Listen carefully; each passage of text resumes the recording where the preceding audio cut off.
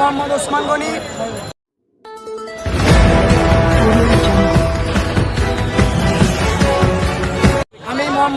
গনি। দক্ষিণ বানিয়াগাতি স্বতন্ত্র ইবতেদায়ী মাদ্রাসা, বেলকুচি, সিরাজগঞ্জ। সম্মানিত দেশবাসী, আপনারা জানেন বেগম রোকেয়ার সেই সাকত মেমোরিয়াল স্কুলে কোরআন তাফসীর সহ শেখা বাধ্যতামূলক ছিল, কিন্তু ব্রিটিশ শাসন আসার পরে তারা এই মাদ্রাসা শিক্ষা ব্যবস্থাকে সম্পূর্ণ ধ্বংস করে দেয় এবং মাদ্রাসা শিক্ষার উপরে যেই সব ওয়াকফ করা সম্পদ ছিল সেগুলো তারা বাজেয়াপ্ত করে। এই দেশ 1971 সালে স্বাধীন হয়েছে, কিন্তু স্বতন্ত্র ইবতেদায়ী মাদ্রাসা তথা মাদ্রাসা শিক্ষা ব্যবস্থা তার সেই হারানো সম্পদ তো ফিরে পায়নি, বরং মাদ্রাসা আজ অবধি অবহেলিত। এই দেশের হাজার হাজার প্রাইমারি স্কুল সরকারি হয়েছে, জাতীয়করণ হয়েছে, কিন্তু আজ পর্যন্ত একটি স্বতন্ত্র ইবতেদায়ী মাদ্রাসা জাতীয়করণ হয়নি। সম্মানিত দেশবাসী এবং রাষ্ট্র যারা পরিচালনা করছেন, আপনাদের কাছে আমি জানাতে চাই, এই বাংলাদেশে যত প্রাইমারি স্কুল আছে সমস্ত প্রাইমারি স্কুলে যেই 5টি সাবজেক্ট পড়ানো হয় সেই একই বই আমরাও পড়িয়ে থাকি।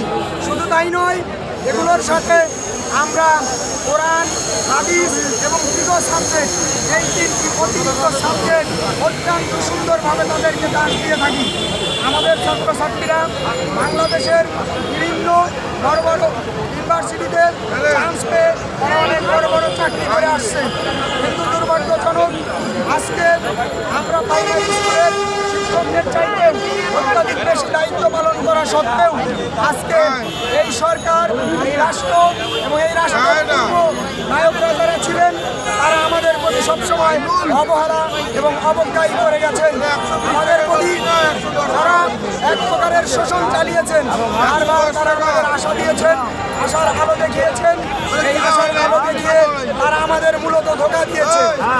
এই বৈষম্য বিরোধী ছাত্র আন্দোলনের পর আমরা ভেবেছি সেই ব্রিটিশ শাসন আমলে যেইভাবে ইবতেদায়ী মাদ্রাসাকে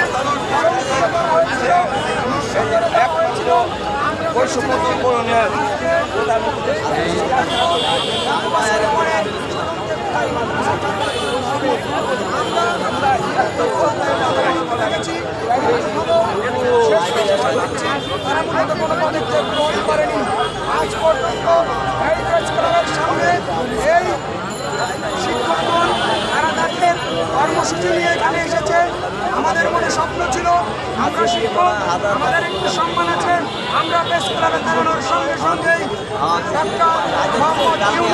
তিনি তার প্রতিনিধি পাঠিয়ে আমাদের মাদ্রাসার জাতীয়করণ ঘোষণা করেন, কিন্তু খুব দুঃখজনক এবং লজ্জাজনক হলেও সত্য আজ পর্যন্ত জাতীয়করণের ঘোষণা হয়নি। এটা শুধু মাদ্রাসা শিক্ষার অবমাননা অথবা অপমান নয়, এটা বাংলাদেশের জাতির অপমান, এটা বাংলাদেশের সমস্ত শিক্ষকদের অপমান। এটা শুধু বাংলাদেশের শিক্ষক নয়, পৃথিবীর ইতিহাসে যত শিক্ষক সমাজ রয়েছেন সকল শিক্ষকদের অপমান।